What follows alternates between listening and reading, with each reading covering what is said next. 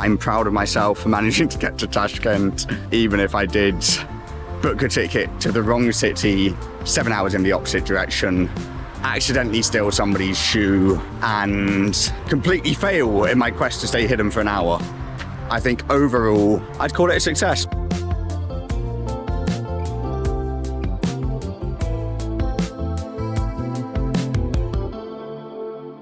Good morning, it is day 6 in Uzbekistan and we are starting the day in Bukhara. So in terms of the plan for today, I have a train at midnight going back to Tashkent, meaning my final day in Uzbekistan will be based there. So I managed to get that change of train, so I'm planning to take it a little bit slowly, take a look at some of the sights in the city and kind of just relax and soak up some of the culture and I guess the vibe of the place.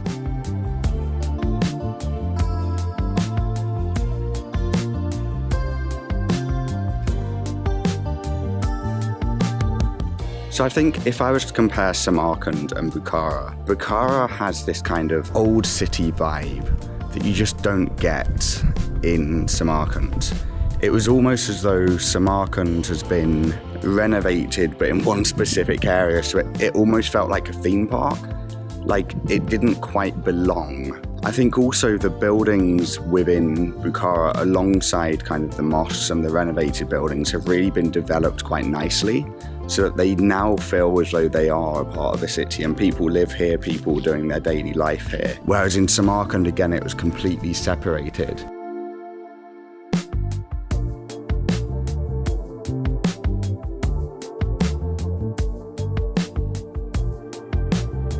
Okay, so just strolling around Bukhara, and I think one of the things that I really like about this place is that you can head a little bit further out, still within the old city, but just following the roads to go further out, and you find very similar monuments to the ones that you can find in the very centre, except there's nobody there. So it gives you this almost serene feeling.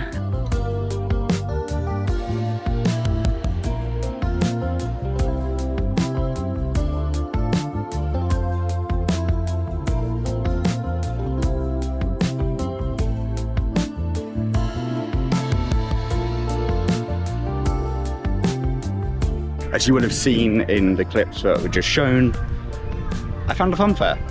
So I was just strolling around this park and it turns out it's also the home to a fun fair, which is pretty quiet at the moment given it's about 11 AM and quite hot.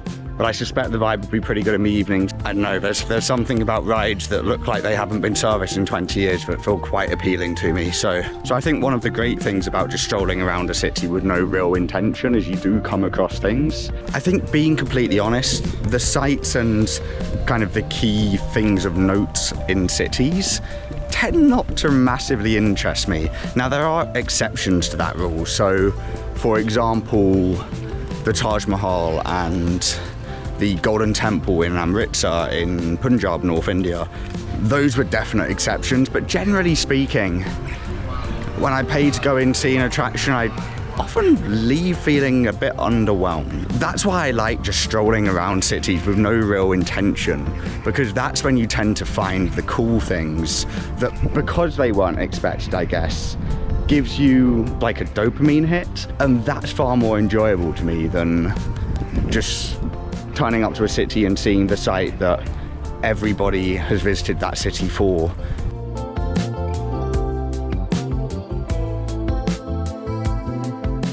So I think I've finally found a market that's not just full of tourist items. This market seems to be a bit of a jumble sale, if I'm honest, from bikes, kitchen items, bags, soft drinks, basically whatever you could need seems to be available with no real order. But it's just nice to be in a market that's not just full of souvenirs for tourists. It hasn't yet been overrun with that kind of shop, unlike every other market I've been to whilst here in Uzbekistan so far.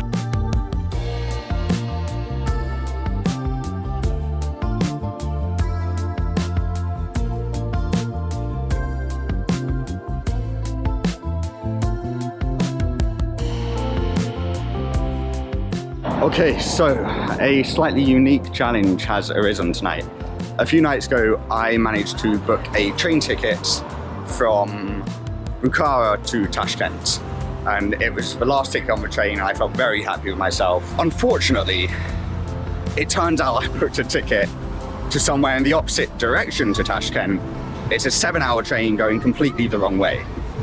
Now, this is a problem because I have a flight to catch from Tashkent, so I have to get to Tashkent. This has never happened to me in my life. The solution, I believe, is going to be to try to sneak on to the train to Tashkent and then hope I can explain my way onto staying on that train. Because if I don't end up in Tashkent, I'm not going to be able to catch that flight. And if I can't catch that flight, I don't know how I'm going to get home. I'm honestly not sure what to do with this one. So the latest update is that I have a ticket from Samarkand to Tashkent. Now that's about the halfway point, a little bit before. And it's on the same train as the one that I actually want to catch. So what I'm thinking is with that ticket and my ticket to a completely different city, 7 hours in the opposite direction, I should be able to at least get on the train. And then for at least half the journey, I have the bed that I really want. I'm gonna keep checking up until the train leaves, and we'll effectively just try to find a ticket at the very last minute. But if not, then I've got the number of the hotel, and I'm gonna be asking them to try to explain effectively, stupid foreigner needs some help. He booked a ticket to the wrong city, 7 hours in the opposite direction.